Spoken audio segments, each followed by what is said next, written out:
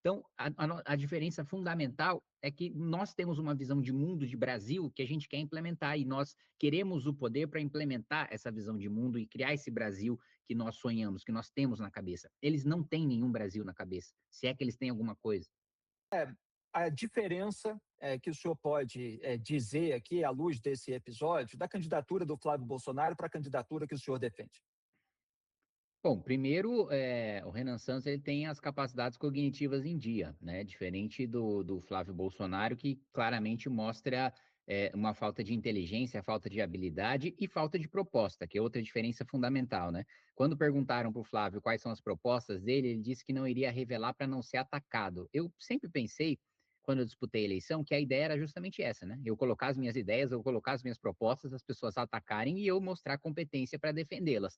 Não parece ser esse o caso do Flávio Bolsonaro, porque, evidentemente, ele quer o poder pelo poder, não tem nenhum projeto de país na cabeça, não tem nada que ele queira fazer muito pela nossa defesa, pela nossa infraestrutura, pela nossa economia, pela nossa educação, pela nossa saúde, não tem nenhum projeto em nenhuma área que empolgue ele, né, que dê a motivação para ele estar na política. Ah, não, eu tenho essa visão de Brasil que eu quero implementar dessa maneira e por isso... Não, ele está na política primeiro, ele ganhou um mandato do pai, né, na Assembleia Legislativa do Rio de Janeiro, nunca teve nenhuma atuação na Assembleia Legislativa, nunca teve nenhuma atuação relevante dentro do Congresso Nacional, né? Mesmo sendo filho do presidente da República, senador, não conseguiu ter projetos relevantes aprovados. Eu, sendo de oposição, tanto no governo Bolsonaro como no governo Lula, consegui aprovar projetos, inclusive na área da segurança, que o Flávio diz defender, né, em aumento de pena de furto, roubo e receptação, que, aliás, Flávio Bolsonaro, durante esses 2 anos que eu frequentei o Senado para pedir para os líderes e para o presidente que o meu projeto fosse pautado, nunca vi ele no Senado em nenhuma dessas ocasiões, inclusive na própria votação desse projeto ele não estava. É, propostas, né? Então, capacidades cognitivas em dia e honestidade, né? O Renan Santos não é amigo do Daniel Vorcaro, nem de Ciro Nogueira, nem está envolvido no maior escândalo de corrupção da história do país. Então, existe uma diferença fundamental, né? Renan Santos não faz parte da direita que a esquerda gosta, né? Porque quando o Flávio foi escolhido candidato do bolsonarismo, o PT comemorou. É o melhor candidato para o Lula e para o PT é Flávio Bolsonaro. Isso não é avaliação minha, isso é avaliação dos petistas, né?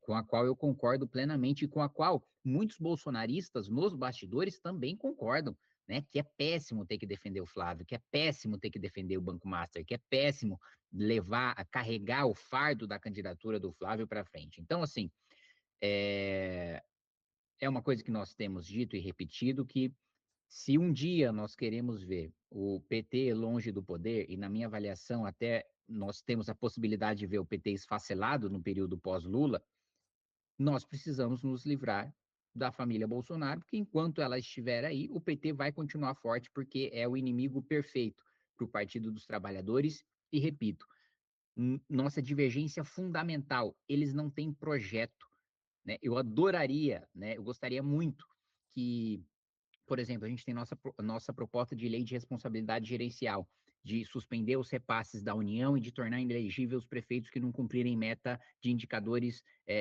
sociais, né, de indicadores de saúde, de segurança pública, de saneamento básico. Eu adoraria debater a contraproposta e rebater a proposta do bolsonarismo em relação a isso. Não tem.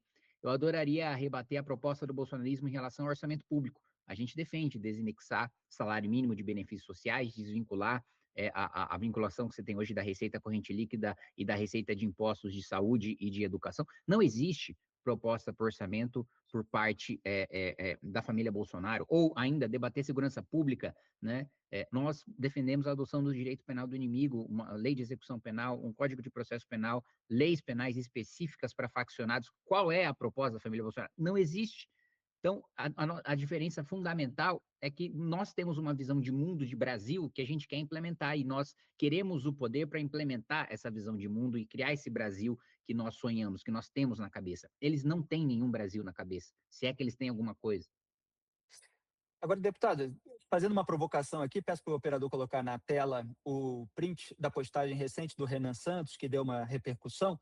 Ele publicou o seguinte: americano nenhum vai matar nossos bandidos. Isso foi depois da decisão dos Estados Unidos de classificar PCC e CV como grupos terroristas. quem vai matar seremos nós. Honra e glória aos nossos policiais. Ele até reclamou que alguns veículos de imprensa só colocaram a primeira frase, não colocaram o que veio em seguida. Mas esse tipo de discurso não é semelhante ao bandido bom é bandido morto, não gera uma similaridade de eventual percepção, pelo menos, de radicalismo por parte do candidato, uma similaridade com aquele Jair Bolsonaro mais antigo, ou é uma forma de usar aí uma retórica um tanto mais dura, mas que na conduta apresentaria nuances? Eu digo isso porque é óbvio que não se pode legitimar o abuso policial, a violência policial, a execução quando o preso já está sob custódia. Não estou dizendo que o Renan Santos está fazendo isso, mas quando ele faz uma síntese assim, não dá margem a todo esse discurso de legitimação do arbítrio. Eu quero, evidentemente, o combate às facções criminosas, sejam terroristas, que os bandidos sejam presos, que as penas no Brasil sejam mais duras, ou pelo menos que aquelas que existam sejam cumpridas. Agora, esse tipo de discurso, qual é a avaliação que o senhor faz? Eu acho, primeiro, tem uma diferença fundamental para o Bolsonaro, falando coisas semelhantes a isso, que é nós temos substância, nós temos o método, nós temos a proposta, nós temos o como nós vamos fazer isso, e nós temos a comprovação, pelo menos do meu mandato e de outros mandatos de integrantes do Movimento Brasil Livre, de que a gente tem a capacidade de implementar políticas que têm, né? E aí, Felipe, eu não vejo nenhuma possibilidade de retomada de território sem morte de faccionados, né? Uma coisa é você render um assaltante na rua, ou eventualmente um sequestrador, alguém que não seja um faccionado dominando um território. Ele pode até se entregar e ser preso, né? E será preso nos termos da lei. Agora, aqueles que dominam territórios que hoje governam aí cerca de 40 milhões de brasileiros, eles não vão largar suas armas, eles não vão abrir mão voluntariamente dos seus territórios, em que eles exploram o gás, em que eles têm tribunal do crime, eles exploram a energia elétrica, eles exploram o serviço de TV, eles extorquem os comerciantes em troca de proteção. Isso não vai existir. Então, vai precisar existir concretamente a morte de diversos faccionados para a gente fazer a liberação desses territórios. E isso é coluna fundamental do nosso discurso e do discurso do Renan. E outro ponto, ele marca essa posição de divergência em relação ao discurso bolsonarista a partir do momento em que ele não vende a falsa esperança de que os Estados Unidos vão resolver o nosso problema em relação aos faccionados, que é uma esperança vendida pela família Bolsonaro, né? De que, não, agora que os Estados Unidos declararam terrorista, já que o Lula não deu conta dos faccionados, os Estados Unidos vão dar. Não, os Estados Unidos vão só controlar os faccionados no território americano, defender interesses americanos.